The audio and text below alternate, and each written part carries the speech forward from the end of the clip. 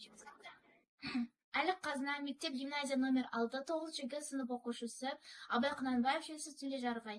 Желсіз түнде жарық ай, сәулесі суда дірілдеп, ауылдың мәні терең сай, тасыған өзен көрілдер.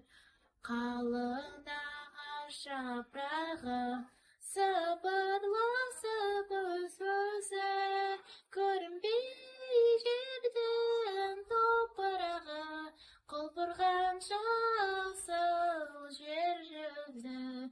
Тау жаңғырып ән қосып, үрген итпен айтаққа, келмеді едің жол тосып, жауығуға аулақ